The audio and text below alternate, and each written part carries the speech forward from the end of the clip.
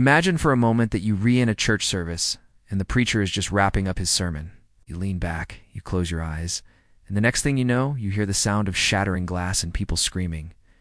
You open your eyes and you look down and you see that you're falling to your death. That's exactly what happened to a young man named Eutychus.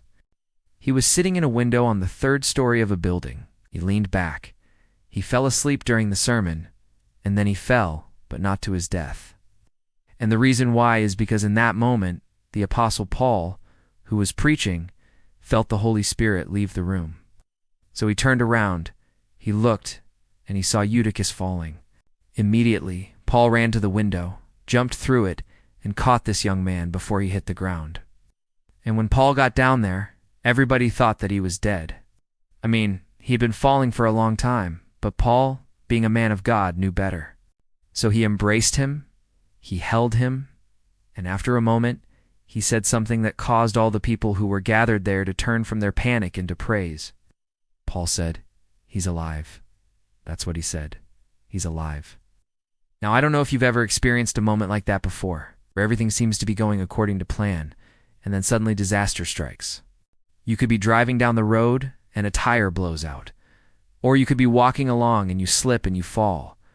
Or you could be standing in line and somebody pushes in front of you and cuts you off.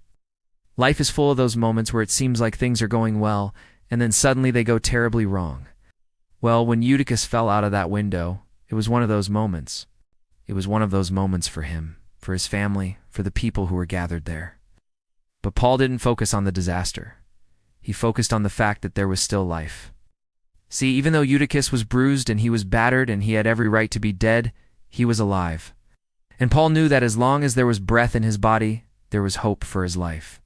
And so he took that young man who everybody thought was dead, and he held on to him until he, too, could hold on to hope again. Do you see? There's always hope as long as there's breath. There's always hope as long as there's life. Don't ever lose heart when things go wrong. Don't ever throw your hands up and give up when life knocks you off your feet. Because according to the Apostle Paul, no matter how badly you fall, as long as you're alive, there's still hope. As long as you're alive, there's still a chance for you to get back up, brush yourself off, and try again. You may be saying that's easy for him to say. He wasn't the one who fell. He was the one who fell, but he also was the one who rose. And he wouldn't have risen if he hadn't first fallen. See, we learn most of our lessons through our pain. We learn best when we experience things ourselves. And it was because Paul experienced falling that he could tell others how to get back up. So don't feel sorry for yourself the next time life knocks you down. Instead, embrace the opportunity to get back up and to be stronger than ever before. Because according to the Apostle Paul, it's not whether we fall that matters most, but it's whether we get up that counts. This is the host. Until next time, remember you're only one decision away from a totally different life.